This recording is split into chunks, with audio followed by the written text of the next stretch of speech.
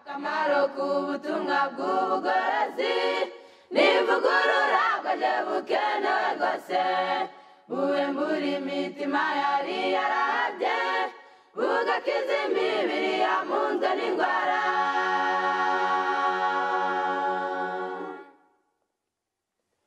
Akamaro k'ubutumwa bw'ubugorozi n'ivugurura bwaje bukenewe rwose ivugurura iyo rigeze mu mutima riga ibyaha byari byibasiye umuntu ubwo imibereho igahinduka misha hashingwa umushinga wo kunezeza abandi.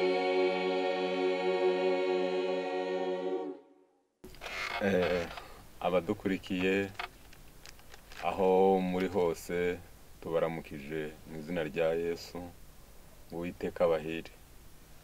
Uyu ni wa mwanya umaze kumenyera wiki wo kuganira ku ijambo ry'Imana ku nsanganyamatsiko tuba twabateguriye tuganiraho kugira ngo twunguke ubumenyi mu ijambo ry'Imana.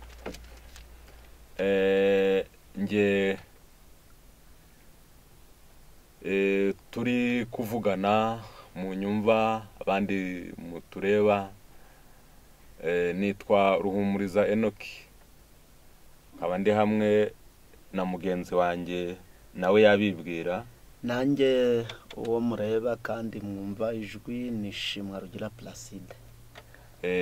Rero niwe tugiye gufataniriza hamwe kuganira ku ngingo tuba twabahitiyemo ngo tuganire ariko zo mu ijambo ry'Imana. Rero wabwira abadukurikiranye ingingo waduhitiyemo ko tuganira muri uyu mwanya. Murakoze nk'uko mudukurikiranye kandi mudukunda mukunze no gukurikirana ibiganiro byacu. Uyu munsi turi buganire ku ngingo y'ubuhanuzi, ariko kuko ubuhanuzi burimo amashami menshi turaganira ku murongo wa Matayo.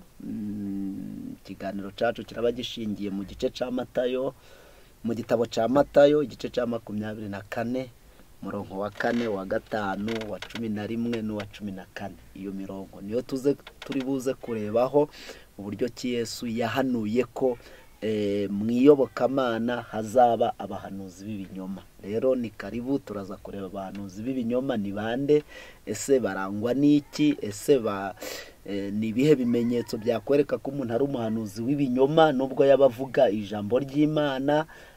Ibyo nibyo turi buze kurebera hamwe muri iki kiganiro cyacu. Ni karibu rero mwese kubadukurikiye. Iyo mirongo yose uvuze se ivuga ku bahanuzi b'ibinyoma? Iyi mirongo yose tuvuze iyo dusomye ubuhanuzi Yesu yahanuye akiri ku isi. Uvuze umurongo wuhe n'uhe? Mvuze mu gitabo cya Matayo igice cya 24, mvuze umurongo wa 4 n'uwa 5, umurongo wa 11 ndetse n'umurongo wa 14. Wo ntago uvuga abahanuzi b'ibinyoma, ahubwo wo uvuga abahanuzi b'ukuri cyangwa se itorero ry'Imana, ubutumwa bwiza buzabaho ariko bukurikiye abahanuzi b'ibinyoma. Matayo 24 ni icigisho Yesu yigishije kivuga hazaza. Bari bamubajije baramubaza bati yari yigishije icigisho kivuga ibyo gusenyuka k'urusengero. Noneho abigishwa be bagira amatsiko yo kumenya. Yego. Bamubaza imperuka no kurimbuka ku Yerusalemu no kugaruka kwe. Bamubaje ibibazo bitatu. Ubwo bamubazaga rero ibyahazaza. Ubwo byari ubuhanuzi arabibabwira. Ubwo rero nibyo ubundi Matayo 24 nubwo hariho ibyasohoye, hariho n'ibigitegerejwe, hariho n'ibindi biri gusohora n'ibiri kuba n'ibindi bizasohora. Muri Matayo hariho ibyabaye byaciye igihe, nko kurimbuka kwa Yerusalemu mu mwaka wa 70 yararimbutse. Titusi umujenerali w'abaroma yaraje arayirimbura, ubwo irarimbuka. Ubwo rero tubimenya nk'amateka, ariko ntabwo tubitegereje. Ntabwo tukibitegereje. Hakabaho ikindi cyarangiye. Ikindi yababwiye nuko yababwiye ngo hazabaho ibishitsi, hazabaho intambara, nimuhaza intambara. Ibyo byarabaye kandi intambara zo zinarakomeje, ibyo biracahari. Hazabaho kwizima kw'izuba n'inyenyeri n'ukwezi, ibyo byarabaye, byararangiye. Ariko icyo abahanuzi b'ibinyoma bo bariho kandi bagenda baduka uko bukeye n'uko bwije. Ibyo rero bigenda binakomeza.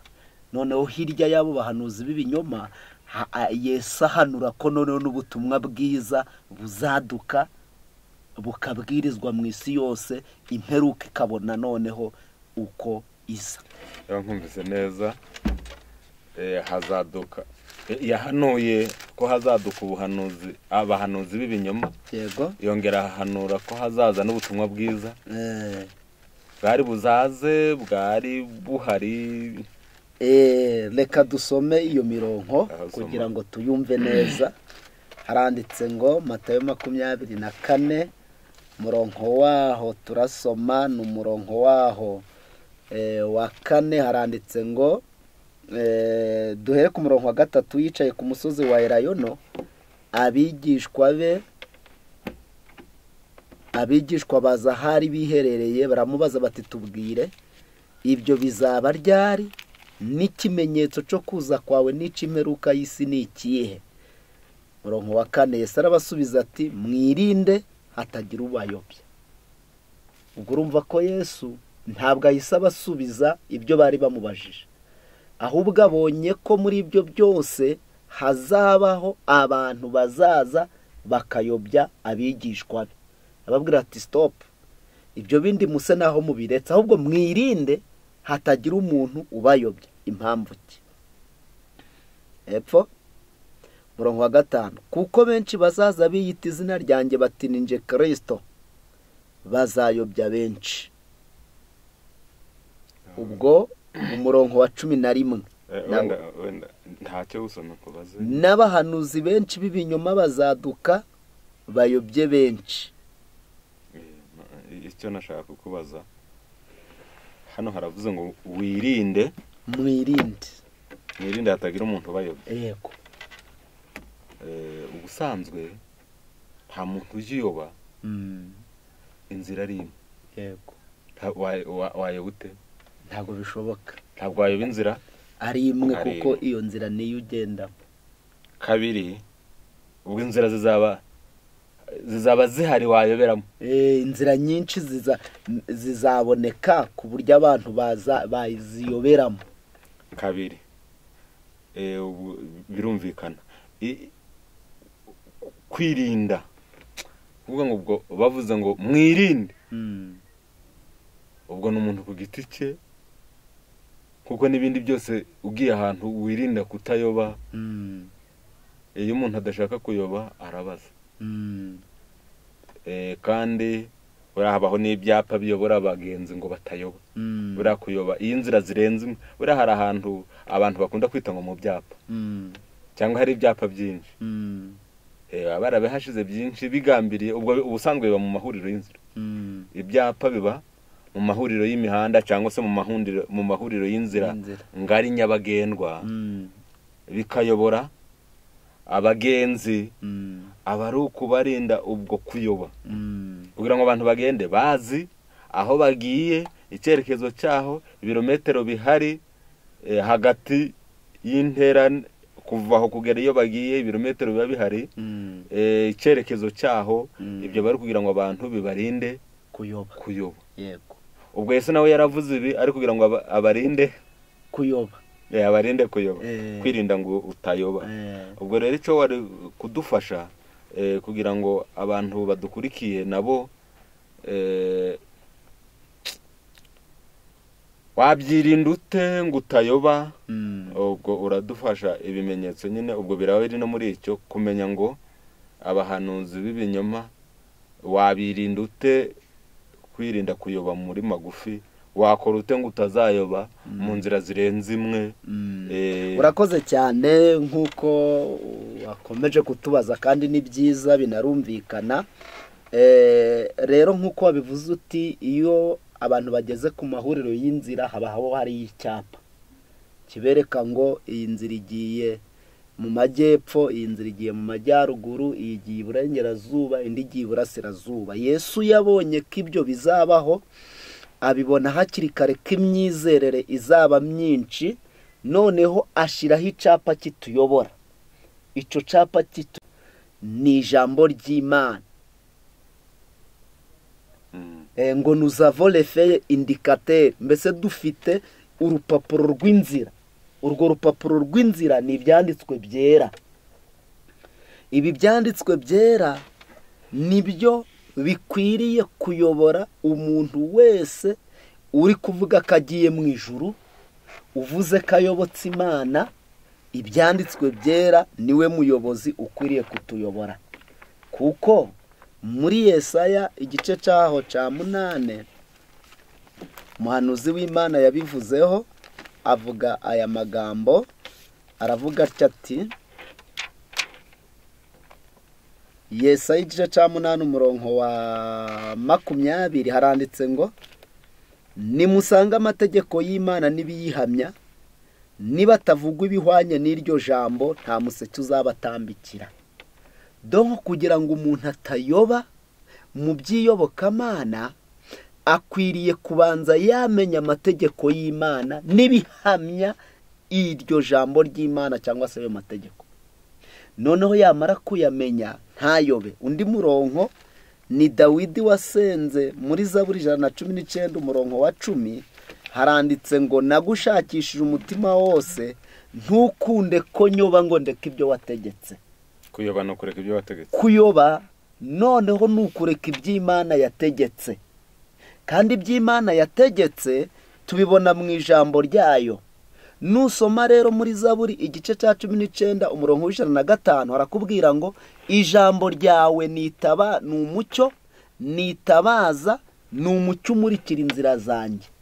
Kuvuga ngo igihe uvuga ko wizera Imana, igihe uvuga ko ukorera Imana, ijambo ry'Imana niwo mucyo, niwo muyobozi ukwiriye kukuyobora kugira ngo utayoba inzira. Noneho andi magambo ari muri Bibiliya ni umurongo utubwira ngo basitara ku ijambo ry'Imana ntibaryumvire kandi ari ryo bagenewe. Kuvuga ngo rero iyo umuntu atari kumvira ijambo ry'Imana aba ari gusitara, abayobye, kuko Dawidi avuze ngo ntukunde ko nyoba ngo ndeke ibyo wategetse. Ubwo rero mu by'ukuri kuyoba ni ukureka iby'Imana yategetse. Kuyoba ni ukureka kugendera ku by'Imana yavuze, iby'Imana yategetse byanditse mu ijambo ryayo, ugakurikiza ibyashizweho n'abantu kandi bidafite urufatiro mu ijambo ry'Imana. Kuyoba ni ugukurikiza iby'abantu bidafite urufatiro mu ijambo ry'Imana. Yego. Ni ukuvuga ngo abantu bashobora kuyoba ariko bafite na Bibiliya. Yego. Kandi ari ituyobora. Nta nicyo kibazo byagenze bite? Ni ukuvuga ngo mu bibazo biri ku isi nicyo kuba none icyo kibazo gikomeye, kuba abantu bafite Bibiliya kandi Bibiliya ari igomba kubayobora ariko bakanayoba bayifite. Ni ukubera iki rero? Icyambere ni ukudasobanukirwa neza Bibiliya, ni ukudasobanukirwa neza imirongo ya Bibiliya, no kudasobanukirwa neza no kutagira umwuka wera wabasha kubumvisha iryo jambo ry'Imana, kuko ijambo ry'Imana ngo risobanurwa n'umwuka w'Imana. Uwo mwuka w'Imana atangwa ku buntu kandi kuri buri wese iyo amumusabye. Ngo ushobora gusaba ibindi bintu Imana ntibiguhe, ariko iyo uri gusaba umwuka wera ugasaba kubabarirwa ibyaha, iryo sengesho Imana iryumva vuba kuko ibishaka kugira ngo ugendere mu nzira zayo kandi uzimenye. Ubwo rero mu by'ukuri kuba umuntu yayoba kandi afite bibiliya biriho, kandi nibyo biriho muri iki gihe cya benshi, kuko iyo tuvuga ngo abahanuzi b'ibinyoma nabo bayobya abantu bakoresheje bibiliya, uretse ko bayisobanura nabi bakurikije inyungu n'indamu zabo cyangwa n'ibyo bararikiye. Ibyo rero nibyo byari byarahanuwe ko burya abo bahanuzi b'ibinyoma bazaduka ngo bakayobya benshi. Nkumva rero muri iyi nsanganyamatsiko yacu turibanda aba bahanuzi b'ibinyoma ni ibiki bibaranga, kugira ngo bizarinda abadashaka kuyoba, kugira ngo noneho wa muntu udashaka kuyoba, hari ababishaka hari ababishaka birumvikana. yewe nkurikije isomo ryanditse mu gitabo cya Yeremiya ibice 6 umurongo wa 16, yego hariho ababyanze. urakoze niyo cyane. mpamvu nari mvuze ngo hariho ababyanze. Urabisobanura kugira ngo abadashaka kuyoba bazamenye uko birinda kuyoba kandi birinze barabaza rero ngo impamvu ndavuze nti kuko hariho n'ababishaka. Yego uwo murongo wawe udusomera? turawusoma, kandi uwo murongo unatubwira ko nyine hariho ababishaka. Abatabishaka rero bo umuntu yabarangira uko birinda kuyoba. ngira ngo ni Yeremiya igice cya 6 umurongo wa 16 aranditse ngo Uwiteka aravuga ati nimuhagarare mu nzira murebe, kandi mubarinze inzira za kera, aho inzira nziza iri aba ariyo munyuramo, niho muzabona uburuhukiro mu mitima yanyu. Ariko barahakana bati ntituzayinyuramo, kandi nabashizeho n'abarinzi nti nimutega amatwi ijwi ry'impanda, ariko barahakana bati ntituzayatega. Kumva batabishaka? Harimo ababishaka bavuga bati twebwe iby'Imana iravuga nubwo byaba ari ukuri ntago tubyemera, ntitubigenderamo. Uwo mugabane urahari, ariko hari n'umugabane w'ababishaka, bayoba batabishaka, ariko bayobejwe n'uburyarya ndetse n'uburiganya bw'abigisha, kuko nabyo byarahanuwe kabo bazaza bakayobya benshi. Noneho umurongo twitaho nuri uvuze ngo mubaririze mu nzira za kera, aho inzira nziza iri. Noneho mu myizerere irimo, kuko inzira ni amahame y'ibyo twizera, ni imyizerere iriho. Muri iyo myizerere hariho inzira z'ibinyoma n'inzira y'ukuri. Iyo nzira nziza ya kera abahanuzi banyuzemo, Yesu yanyuzemo, ab'Imana bayubashye, intumwa zanyuzemo, ngo niyo natwe dukwiriye kubaririza, akaba ariyo tunyuramo. Rero iyo nzira uwagira amahirwe akayinyuramo akayiyoboka azabona agakiza. Kuko rero turi ku ngingo y'abahanuzi b'ibinyoma. Ni ibiki biranga abahanuzi b'ibinyoma ku buryo nawe wamubona ukavuga uti koko uyu ni umuhanuzi w'ibinyoma, kuko arangwa n'ibi bintu? Ibyanditswe ntago byaduhishe bana b'Imana. Mu gitabo cya Yeremiya 23 n'ikibabaje ngo abo bahanuzi b'ibinyoma barihuse, baratanguranyijwe barihuta barahanura, ariko ngo kandi Uwiteka atari wo wabatumye. Handitse amagambo menshi muri Yeremiya igice cya 23, ayo dusoma ni umurongo wa 21, aranditse ngo abo bahanuzi sinjye wabatumye, ariko barihuse sinavuganye nabo, ariko barahanuye. Hari abajya bahanura Imana itabatumye? Iyi ngo pe urikije ko Yeremiya yavuze hari n'abahanura yabatumye, kandi ubuhanuzi bwabo ni nibwo dusoma mu byanditswe. Ni byiza kubimenya rwose.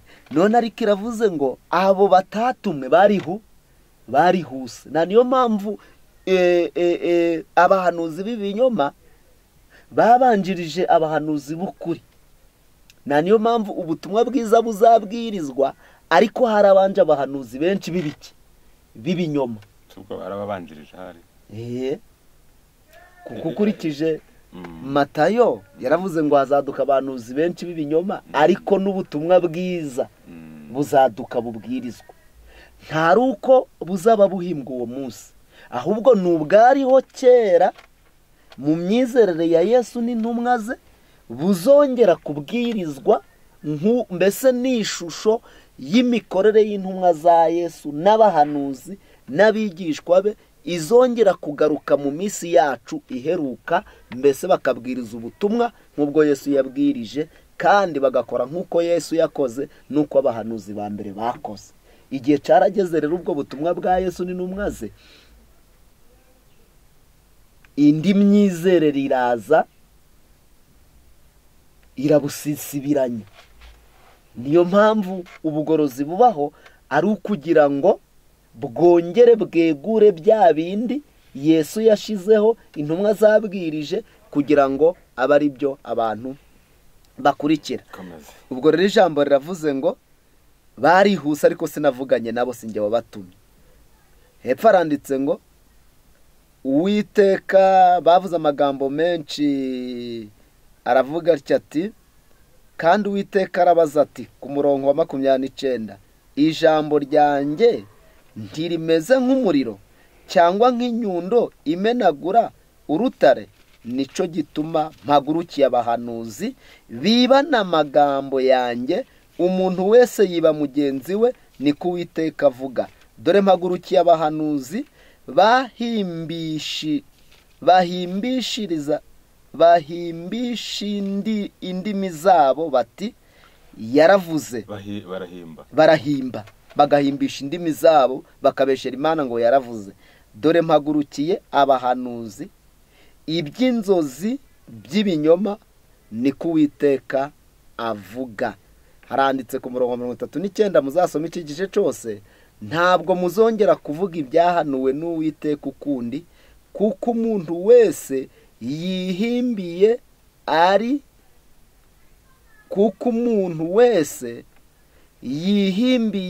ari byo azajya ahanura, kuko mwagoretse amagambo y'Imana ihoraho y'Uwiteka Nyiringabo, Imana yacu. Ngabo bahanuzi b'ibinyoma, ikindi gikomeye bakoze, bagoretse amagambo y'Imana. Bakora bibiri, bagoretse amagambo y'Imana, ngo barahimba, baragoreka, bikayobya abantu bakayoberwa abantu ngo gutandukanya ibyera n'ibyanduye, ibyanduye n'ibyera.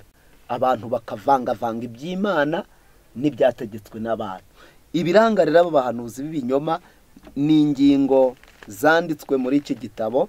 Ndasoma igitabo cyitwa urwandiko rwa 2 rwa Petero, ngo mu biba bishishikaje abahanuzi b'ibinyoma ni ugushaka indamu. Kwa 2 rwa Petero ni igice cya 2 umurongo n'uwa mbere, haranditse ngo ariko nk'uko hariho abahanuzi b'ibinyoma badutse mu bwoko bw'Isirayeli, niko no muri mwe hazaba bigisha b'ibinyoma, bazazana rwihereranwa inyigisho zirema ibice, zitera kurimbuka, ndetse bazihakana na shebuja wabacunguye, bizanire kurimbuka gutebutse. Ingeso zabo z'isoni nke benshi bazazikurikiza, batucisha inzira y'ukuri, kandi irari ryabo rizabatera gushaka indamu kuri mwe, bababwiye amagambo y'amahimbano, ariko iteka baciriwe uhereye kera ntirizatinda, no kurimbuka kwabo ntiguhunikiye. Byanditswe bitweretse ko babahanuzi b'ibinyoma ngo bazagoreka amagambo y'Imana, bakatubwira ibijaniranye n'inyigisho zabo, ngo kandi zitera kurimbuka, ngo ariko bazaba bafite irari ryo gushaka indamu kuri ba bantu bahanurira. Niho uzasoma muri Mika igice cya 3 umurongo wa 5 n'uwa 11. Mika nawe yavuze kuri aba bahanuzi b'ibinyoma bashaka indamu. Mika, dusoma ubuhanuzi bwa Mika igice cya 3 umurongo wa 5 n'uwa 11, haranditse ngo ibi nibyo Uwiteka avuga ku bahanuzi bayobya ubwoko bwanjye, batega akanwa kabo kugira ngo babahanurire bati ni amahoro, kandi utagize icyo ashyira mu kanwa kabo bitegura kumurwanya. 11 haravuze hatya hati n'abatware babo bacira imanza impongano, abatambyi baho bigishiriza ibihembo, n'abahanuzi baho baragurira ingemu. Nyamara bisunga Uwiteka bakavuga bati, mbese Uwiteka ntari muri twe, nta kibi kizatuzaho. Ngira ngo wumvishe ko abahanuzi b'ibinyoma ngo bigishiriza ingemu, bigishiriza ibihembo. Muri iyi si ya none niho usanga umuntu none se yego icyo cyaba ikimenyetso ko ari abahanuzi b'ibinyoma. Yesu ntiyavuze ko abamukorera bagomba guhembwa? Urakoze cyane nk'uko ubajije ikibazo cyiza. Mu bimenyetso biranga abahanuzi b'ibinyoma tubonyemo ko kari ukwigishiriza indamu, kwigishiriza ibihembo. Kuvuga ngo ni ukwigisha nyuma y'ukwezi cyangwa se uwo munsi ugahabwa ibihembo cyangwa se amafaranga. Ubu niyo mpamvu usanga mu bijanire n'iyobokamana ugasanga umuntu ngo ni umukozi w'Imana, ariko buri kwezi aja guhembwa nk'uko umwarimu ahembwa, nk'uko umuganga ahembwa, nk'uko umukozi wundi ukora imirimo isanzwe akorera bosi we amuhembera ku kwezi cyangwa ku munsi cyangwa ku cyumweru. Niko usanga no muri iyi minsi abavuga ko hari abayobozi mu by'idini, mu by'iyobokamana, ariko bakabihemberwa umushahara. Niyo mpamvu uje ubona n'abantu bareka akazi yararimo, niba yarari ufite akazi runaka mu gihugu akakavaho akaja kuba umuyobozi w'idini, nukabona ko burya naja mu by'idini arabona amafaranga menshi kuruta yo yabonaga akiri muri ka kazi runaka. Rero kuri ubu iby'Imana bisigaye byarajemo indamu cyangwa se ibihembo, ugakora ariko utegereje guhembwa make amafaranga. Kandi Petero mu gice cya Matayo cya 19:27 Petero yabajije Yesu igihembo ngo none tuzahembwa iki ko twasize byose tukagukurikira? Yesu atabasize abana, bagasiga abagore, bagasiga amasambu, bagasiga ababyeyi, bagasiga abashiki babo na basaza babo, bazahembwa ibiruta inshuro 100. Yesu igihe umwana w'umuntu azicara ku ntebe ye, namwe muzicara ku ntebe 12 mucira Abisirayeli imanza. Umuntu wese wasize urugo agasiga umugore, agasiga abana, ngo agasiga n'amasambu, ngo azahembwa ibiruta inshuro 100 kandi nzamuha n'ubugingo buhoraho. Yesu rero nta gihembo cy'amafaranga yasezeranyije abamukurikiye, ahubwo icuvuze nico Yesu yavuze ngo kuko umukozi akwiriye guhembwa. Ico rero yagomba guhembwa niki? Ico umukozi w'Imana ahembwa niki? Bitandukanye na babandi babona umushahara wa buri kwezi cyangwa se buri cyumweru, cyangwa se akabwiriza agatahana amafaranga. Ibyo rwose biratandukanye n'ibyo Yesu yavuze. Ibyo Yesu yero yavuze nibyo yavuze muri iki gitabo dusoma. Yaravuze ko igihe tubwiriza ubutumwa dutangira ubuntu, kuko ngo twaherewe ubundi. Noneho ni Matayo igice cya 10 haranditse ngo nimugende mwigisha muti ubwami bwo mu ijuru buri hafi, mukiza abarwayi, muzura abapfuye, mukiza ababembe, mwirukana abadayimoni, mwaherewe ubusa, namwe muje mutangira ubundi. Hepfo rero haranditse ngo umurongo waho wa 12, nimwinjira mu nzu mubaramutse, iyi nzu niba ikwiriye amahoro yanyu ayizemo, ariko nibidakwiriye amahoro ayanyu abagarukire, kandi nibanga kubacumbikira cyangwa kumva ibyo muvuga, nimuve muri iyo nzu cyangwa muri uwo mudugudu, mukunkumura umukungugu wo mu birenge. Yesu muri Luka ngira ngo hariya atweretse ko tugomba kubwiriza ubutumwa ku buntu, kuko twaherewe ubuntu. Noneho muri Luka igice cyaho ca 10 niho yavuze ko nimwinjira mu nzu umubwiriza butumwa maze bakamugaburira, bakamuha ibyo kurya, ngo kuko umukozi akwiriye ibimutunga. Naha ni muri Matayo, muri Luka igice ca 10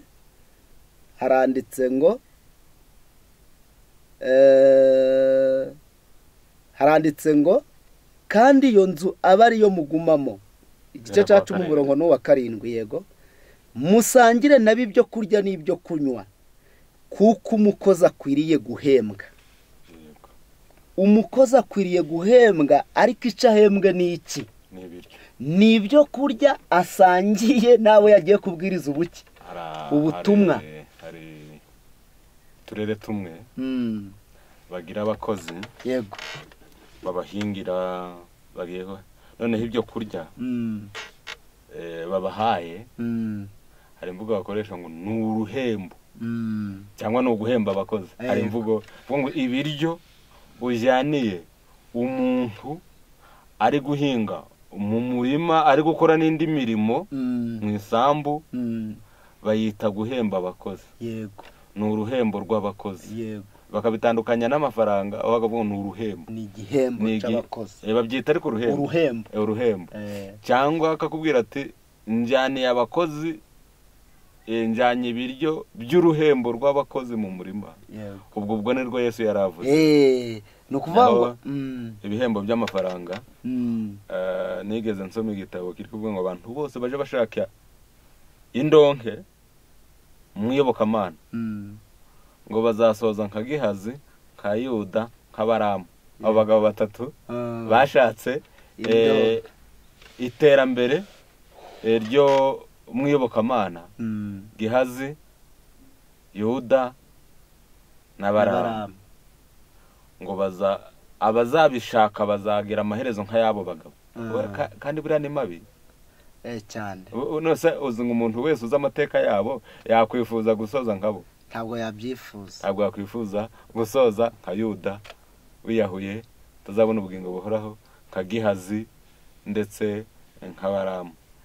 Ubwo ikiranga abahanuzi benshi b'ibinyoma waruvuze, bakorera umushahara cyangwa se bakorera igihembo kitari ibiryo. Ubundi ni ukuvuga ngo uwo ari ibiryo ari gukora nyine. Uriya uyu Yesu avuze ngo azasangire nabo ibyo kurya n'ibyo kunywa, kuko umukozi akwiriye guhembwa. Ubwo ari niwe atagiye gukora yajya kurya aho hantu? Mbese ni ukuvuga ngo ntabwo byashoboka. Ukaba uri nagera iwawe ndi mwibwiriza butumwa, nkavuga nta mahoro y'Imana be muri iyi nzu, niko batubwiye. Mwarya tukarya, mwanywa tukanywa, kuko dukwiriye guhembwa.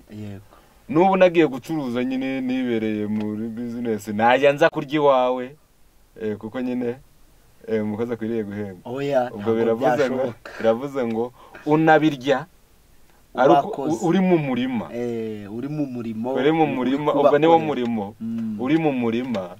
Uburiya bari abahemba abantu, hari igihe umuntu ajya ararika abantu ati uzaze kumpingira cyangwa se kunsarurira, akararika abaturanyi, bakaza niba ari imyaka bikorera, bakaza yatetse, yenze wenda ibyo yenga bari bunywe, kuko bavuye kwikorera no kumukorera, banywa ku buntu bakarya no ku buntu aho ntabwo abishyuza ariko ubwo nk'ejo biviriye n'ahandi ntabwo bahanyura ngo mwongere mubizane ubwo ni igihembo cy'umukozi ni uruhembo rw'umukozi ubwo nirwo yaravuze ubwo ibindi bitari uruhembo nabwo byo kurya nirwo yavuze ubwo ikimenyetso cy'abahanuzi itatumye bo bakora bari guhembwa igihembo Yesu atavuze, Yesu atabategetse. Yego nta bindi. Noneho ikindi twongera kuvugaho nuko Yesu avuga ngo musangire nabi kuko umukozi akwiriye guhembwa. Usanga nkuko itorero riri cyangwa amadinari umukozi yarahindutse umwe. Ukorera Imana akaba ari umwe. Ukorera Imana akaba ari umwe. Cyangwa uhembwa ari umwe. Ukorera Imana mbese bo bazi ngo uwakoreye Imana ni umwe kuko ari we baje bahemba. Ahubwo hakorera Imana benshi hagahemba umwe. Nibyo nshatse kuvuga. Kuve none umuririmbyi ntabwo ari umukozi w'Imana. None se umudiyakoni ntabwo ari umukozi w'Imana. None se wa mwizera uzinduka araja gukubura aho bari buteranire, aho bagirira amateraniro cyangwa se wenda ku rugo rusengero rwabo bubatse, ntabwo ari umukozi w'Imana. Wenda ubundi se bwo no umuhembwa cyangwa uko baba barayubatse hariho uhembwa wenda menshi, hariho abadahembwa hakabaho n'abahembwa n'umushahara utandukanye, akomenya ntahahembwa umwe. None se menya abahembwa nibashake bahembwe bake cyangwa benshi, ariko icyo nzico harimo abahembwa n'abadahembwa. None se wa wundi uhembwa icyo abahembewe ni iki? Icyo abahembewe nuko aba yakoze kurusha abandi.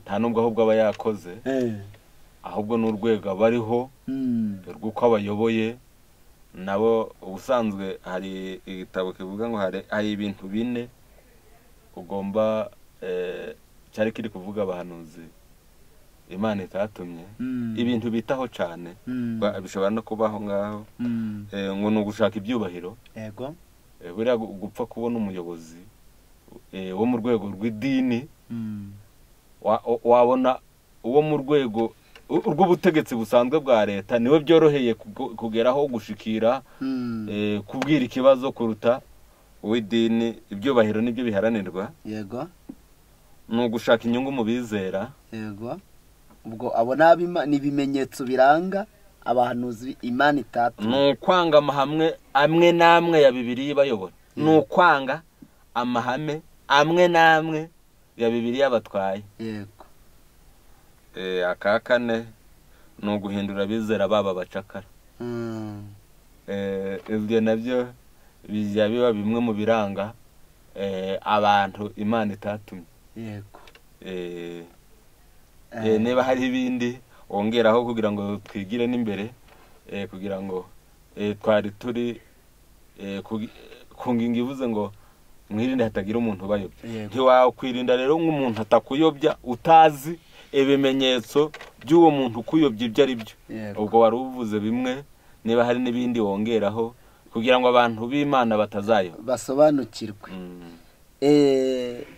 Nk'uko unabivuze ukongeraho n'ibindi, ariko hari ikindi gitera iki cy'indamu no gukorera ibihembo. Ni ukuri ukorera Imana ayikorera ku buntu ategereje ko azahembwa ijuru. Niko Yesu yasezeranyije Petero. Ariko iyo ukoreye Imana ushaka kubibonamo igihembo, ngo burya ibyo bihembo uhawe hano ku isi ngo nta bindi bihembo uba utegereje. Mu gitabo cyitwa ni igitabo cyitwa Ubutumwa bwatoranijwe umuzingo wa 2, ku rupapuro rwaho rwa 210, banditsemo amagambo akurikira ko nta mushahara ukwiriye kubaho mu bavuga ko bakorera Imana. nta mushahara ukwiriye kubaho mu bavuga ko bakorera Imana, ngo uyu murimo tuwukora ku buntu, ngo ugize umushahara ahabwa muri uyu murimo ni 210 nibyo haranditse ngo notre rapport avec l'œuvre de Dieu ne devrait pas être placé sur une base mercenaire. Ntabwo isano iduhuza n'umurimo w'Imana igomba gushingirwa ku guhembwa, ku gukorera ibihembo,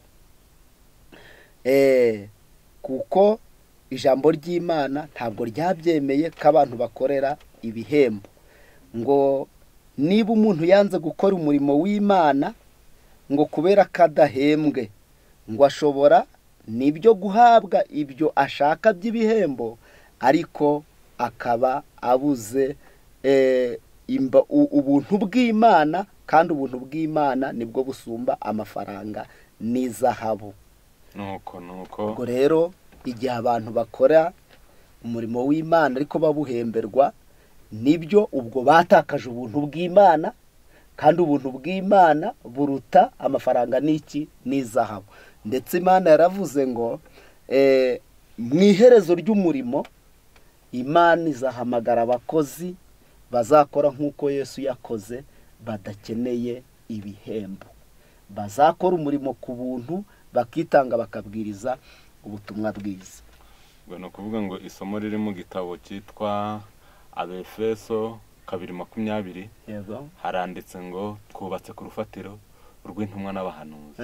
Twubatse aho fondasiyo bubatseho, niyo natwe tugomba kubakaho. Mu bahanuzi n'intumwa ntabwo bigeze bakorera ibihembo, birumvikana. Niko biri, nta muntu wigeze akorera umushahara wo ku kwezi. Tugomba uko abahanuzi bakoze, uko intumwa zakoze, bakoze mbere, tugomba gukora nk'uko bakoze, akaba ari cyo gishushanyo mbonera cy'umurimo uko ugomba gukorwa. Mbese hano bavuze muri 210 ngo ntabwo umurimo w'Imana, isano tugirana n'umurimo w'Imana ukwiriye gushingirwa ku bucancuro. Mbese ubwo gukora umurimo ini base mercenaire, ugukora umurimo ariko uri guca iki incuro mbese ya ncuro unarayihemberwa. Ibyo rero twabibujijwe n'Imana, ahubwo tuzakora umurimo w'Imana atari ukuri bubihemberwe, ahubwo ari ugukunda imitima Yesu yapfiriye, ngo kuko aricyo kigomba gutuma dukurikira Kristo, ngo n'urukundo tugomba kumukunda, ngo tugakunda n'imitima yapfiriye kandi tukayikiza. Niyo mpamvu umuntu yitanga agakorera Imana. Ushaka kwigira imbere, yego, kwigira imbere ku ntambwe n'ingingo turi kuganiraho, ariko ndikumva kubwe igihe wanyaruka ukagera no ku murongo wa 14. Yego, kugira ngo tutaza gusoza ikiganiro cyacu gisigaje iminota itari myinshi, nkuko nabo habe imitandukaniro, bose bafite Bibiliya, bose bari kwiga ijambo ry'Imana. Gutandukanya abo ku murongo wa 4, wa 5, wa 11 muri cya gice dusomeye no wa 14. Iyi ngingo rero y'ibihembo mu murimo w'Imana, cyangwa se iranga abahanuzi b'ibinyoma karu gukorera ibihembo bagakorera indamu, Yesu yayivuzeho ku gice cya 11, hanyuma tuze kuyirangiza. Ku gice cya 10 yaravuze ngo umwungeri mwiza, nukuri ndababwira yuko winjira mu rugo rw'intama atanyuze mu irembo, ahubwo akurira ahandi, uwabari umujura n'umunyazi, ariko unyura mu irembo niwe mwungeri w'intama.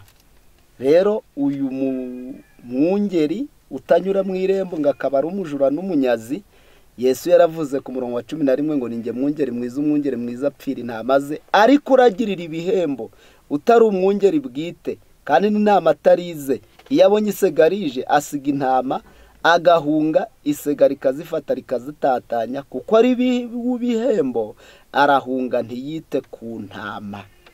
Kuvuga ngo rero umwungeri uzi kaba mu by'Imana ariko akabikora ahembwa, hari igihembwa ahabwa ku kwezi, ese mu bihe runaka, ngo ni igihembo bamuhaye cy'uko yakoze, uwo baravuze ngo ni umujura n'umunyazi. Uwo ntabwo ari nyiri intama. Ko nawe uragiye intama za so, mbese wazaja guhembesha kuri so? Uragiye intama za so? Uragiriye so? Uragiriye so? Wahembesha so?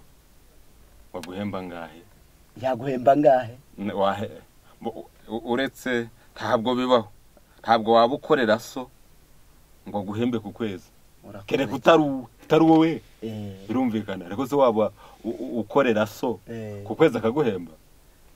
Ntibidashoboka. Ubwo rero bishatse kuvuga ngo abahembwa ntabwo ari ab'Imana yatumye.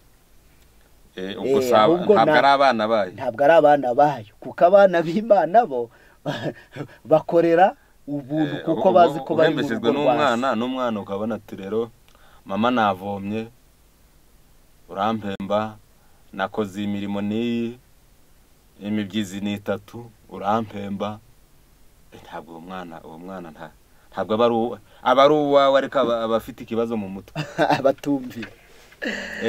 Nuko yego rero Yesu ntabwo yahereye aho ngaho nk'uko twabisomye, ahubwo muri Matayo 24:14 haranditse ngo kandi ubu butumwa bwiza bw'ubwami buzigishwa mu isi yose, ngo bubu buhamya bwo guhamiriza amahanga yose, nibwo imperuka izaherako isi. Ku musozo w'aba bahanuzi b'ibinyoma, Yesu yavuze ko ubutumwa bwiza bw'ubwami buzabwirizwa mu isi yose, ngo ariko bukaba ubuhamya. Ngo ubwo butumwa bwiza bw'ubwami ni ubutumwa Yesu nawe yabwirizaga, kandi Yesu niwe wari n'ubutumwa bwiza.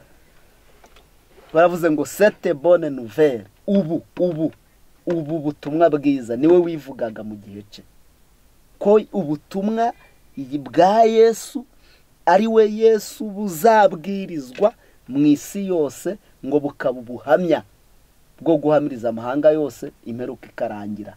Niyo mpamvu n'imperuka itararangira, nuko ubutumwa bwiza buriho kandi buri kubwirizwa, nibwo mwebwe mutwumva turi kubabwira, ariko ntabwo burarangiza isi inganike yose, kuko iyo burangiza isi yose ni ikimenyetso kizaba giheruka Yesu akaza. Buriho, yenda mu Rwanda burabwirizwa, n'ahandi burabwirizwa, n'ahandi muri Kongo, n'ahandi mu Burundi no muri Tanzania, ariko hari ibindi bihugu ubutumwa bwiza butarageramo. Ubwo butumwa bwiza rero ni gahunda y'ibwiriza butumwa, ariko ihuje neza n'ibyanditswe byera.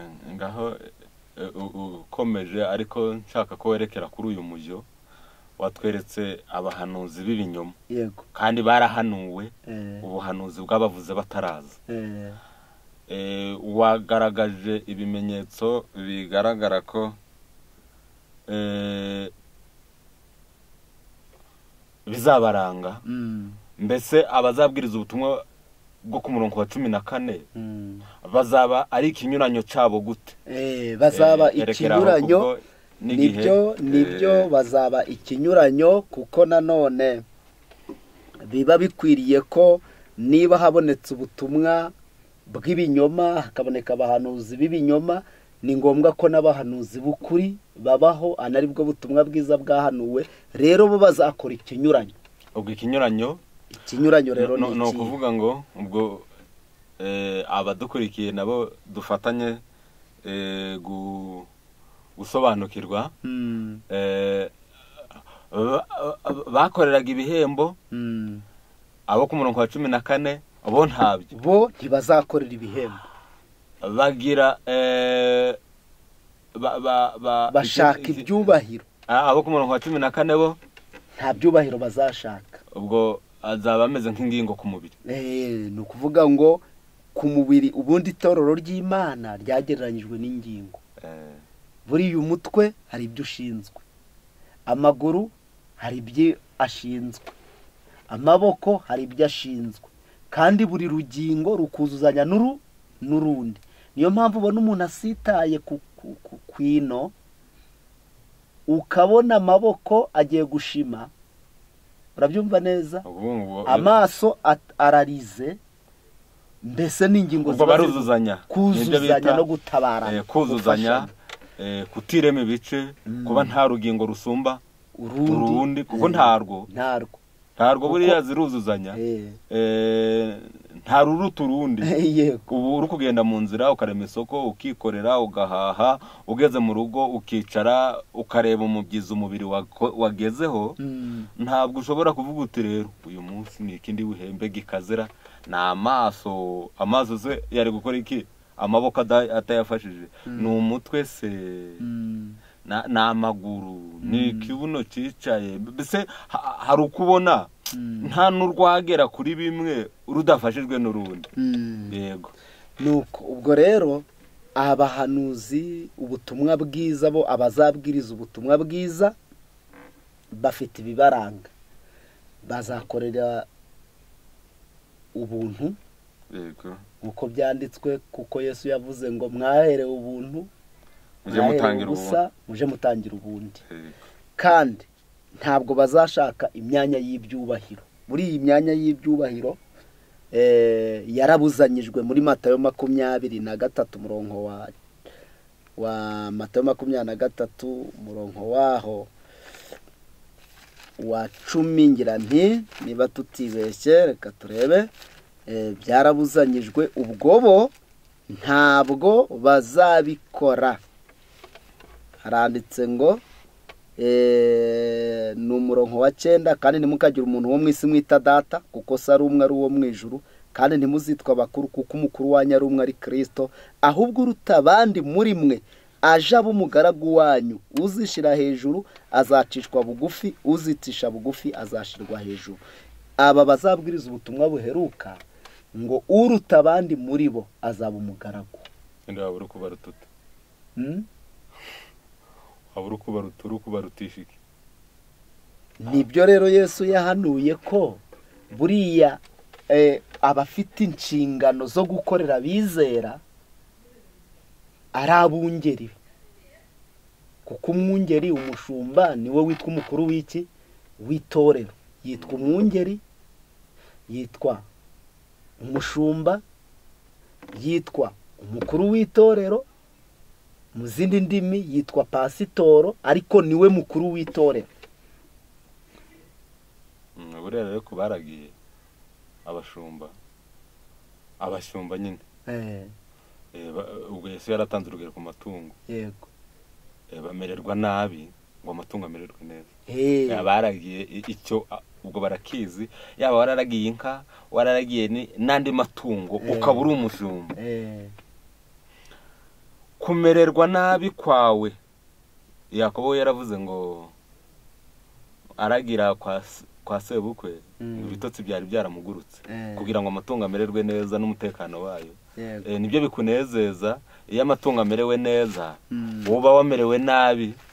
Rero iyo amatungo, iyo waragiye amatungo amererwa neza, wowe ukamererwa nabi, nicyo kigaragaza umwungere w'ukuri. Noneho ibyanditswe byera bivuga ko uwo mwungeri mukuru w'itorero aba ari umugaragu w'abizera. Ni ukuvuga ngo umwizera warwaye, wa mukuru w'itorero agomba kuja kumufasha ya mirimo, kwaba ari ukumuhingira, sibyo? Kwaba ari ukumuvomera, kwaba ari ukumutekera, nk'uko mbese nawe bishire mu rugero rusanzwe rw'abashumba. Iyi ntama yarwaye ninde uyivura? Umwungeri. Si umwungeri? Numenya amakene yayo rwose. None se si uyigaburira akamenya ngo iyi yari ariko ntiyahaze, iyi hari icibura, dore iri kuzongwa, ibura amavitamini, ndayiha iki kugira ngo ikire?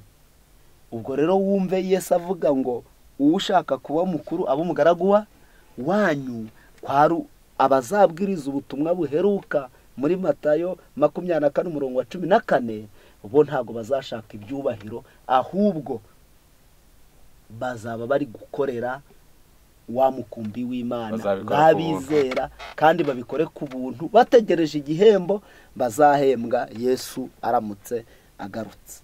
Iyo dusomye n'ibyanditswe byera, Pawulo nawe ngo yabwirizaga ubutumwa ku buntu. Haranditse ngo ni mu gitabo cyitwa urwa mbere rw'Abakorinti igice cya 9 umurongo waho ni uwa 18, ariko dusome umurongo wa 16. Iyo mbwiriza ubutumwa singira icyo nirata, kuko ari byo mpatirwa gukora, ndetse ntavuze ubutumwa nabona ishyano.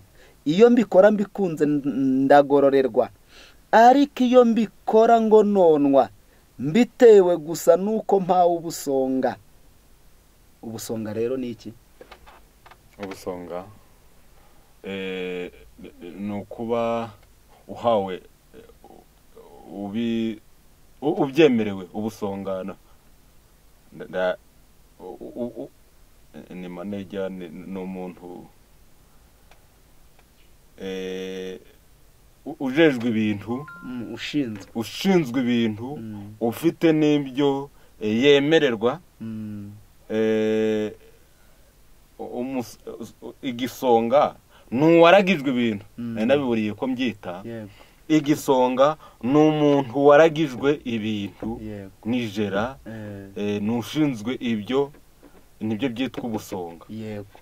None ngo we kubwiriza ubutumwa kwe, aramutse abwirizwa kuko ahawe ubusonga, ngo mbese yazagororerwa iki? Yesu aje guhemba abakoze, bagasanga we yari yarahembwe, ngo yagororerwa iki? Nuko rero iyo mvuga ubutumwa mbuvuga ku buntu, ntakurikije rwose ubutware bwanjye bw'ububwiriza butumwa. Pawulo rero iyo yabwirizaga ubutumwa, ngo nawe yabwirizaga ubutumwa ku buntu. Pawulo yari umwe no mu ntumwa, kubatse ku rufatiro rw'intumwa n'abahanuzi. Nta muhanuzi wigeze ahembwa, nta muhanuzi wigeze cyangwa intumwa ngo ikorere ibihembo, ahubwo bakoraga ku buntu, bakazagororerwa abakiranutsi bazutse. Nuko icyakora bya biryo baho uwakoze yasangiye n'ababimuhaye, ibyo byo bazabihembwa kugira ngo babone uko bakora. Niba navuze ngo ntugahonyore, ni Pawulo wabyanditse, ngo ntimukazirike umunwa w'inka uhonyora ingano, mujye mureka irye ibone uko ihonyora. Ariko iyo yabaga iri kuzona, itari kuzihura, ntabwo bemeraga kwizirika. Urakoze cyane. Rero niyo mpamvu ubutumwa bwiza bwo muri Matayo 24, abantu ntibazaharanira icubahiro, ahubwo icubahiro kizaba icy'Imana. Kandi abantu ntibazakora umurimo w'Imana babitewe no guhembwa, ahubwo bazakorera ubuntu bategereje ko tuzahembwa n'Imana ishobora byose. Rero twerekera ku musozo, twatanga inama ku bantu bose bashaka kuyoboka iby'Imana, ngo bakwiriye rwose kugira Bibiliya umuyobozi wabo, ndetse bagacukumbura ibyanditswe, bakaba nk'abantu b'iberoya. Byakozwe n'intumwa 11. Ngo abantu b'iberoya, byakozwe n'intumwa 17 umurongo wa 11. Haranditse ngo ariko abo bo bari beza kuruta b'i Tesalonike, kuko bakiranye ijambo ry'Imana umutima uhuye, bashaka mu byanditswe iminsi yose, kugira ngo bamenye yuko ibyo bababwiye ari ukuri koko.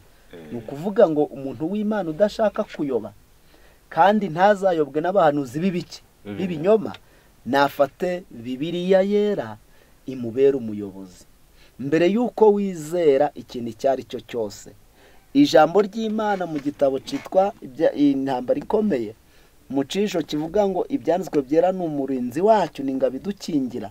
Haranditse ngo Imana izagira ubwoko bwayo ku isi, ngo buzizirika ku ijambo ry'Imana, ngo iryo jambo ry'Imana niryo rizaba urufatiro rwo gusuzuma buri nyigisho yose na buri bugorozi ubwo ari bwo bwose, ngo kugira ngo mbere y'uko bemeza ingingo runaka ngo bagomba kuba bizeye ko bihwanye n'uko n'ijambo rivuga ngo uku niko Uwiteka agenza ate avuga. Ngo yaba indongozi z'amadini, yaba inama z'abakuru b'amadini, yaba ibitekerezo ngo by'abacurabwenge, ngo uko ari byinshi kose, ngo ntabwo ari byo bigomba gushingirwaho, ngo ahubwo ngo igomba gushingirwaho ngo uku niko Uwiteka agenza ate avuga. None niba umuntu ari kuguhanurira yarangiza ati rero uyu munsi ni ukugusengera, uyu munsi turahanuye bizakugendekera bitya, uzakira, ejo urura indege uje muri Amerika, uzaja mu Buraya, atariko ibyo byose yaba amasengesho asigaye agurishwa.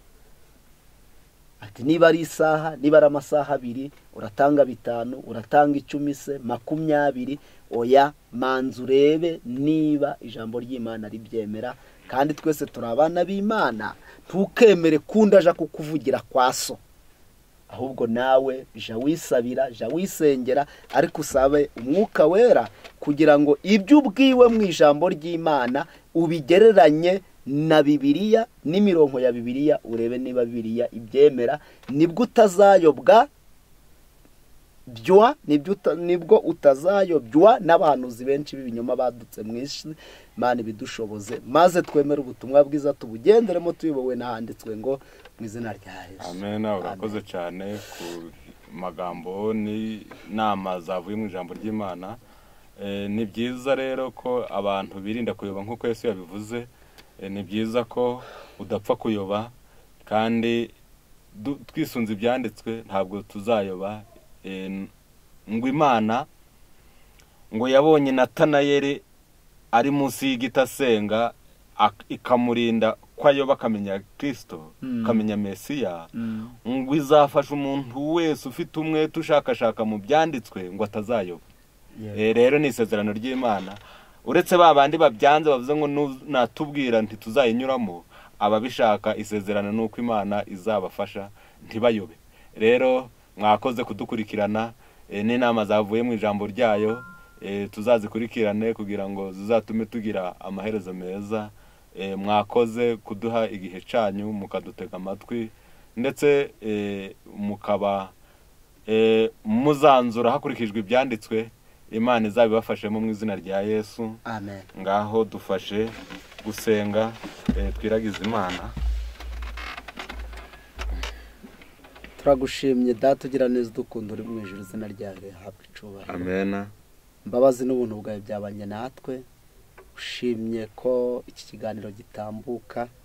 Mwami turakwinginze dusabira bene Data n'abashiki bacu twataramanye mu iki kiganiro, kugira ngo bumve ukuri kwawe k'ubutumwa bwiza, kandi tubashe kugereranya ibyanditswe n'ibindi, kugira ngo tubashe kubona inzira y'ukuri yazatugeza mu bwami bwawe. Dushima neza yawe. Amen. Ngaho komeza ubane natwe n'ibindi biganiro biri bube mu masaha ya saa 8. Abatukurikiranye ukomeze ubatera umwete wo gukomeza gukurikirana, kandi tunafatanye ibyo n'imyiteguro y'isabato yawe yera, ko dusabye ngo bidushoboze byose ku buntu mu izina rya Yesu. Amen. Amen. Akamaro k'ubutumwa bw'ubugorozi n'ivugurura bwaje bukenewe rwose, buwembura imitima yari yarabye, bugakiza imibiri yamunzwe n'indwara.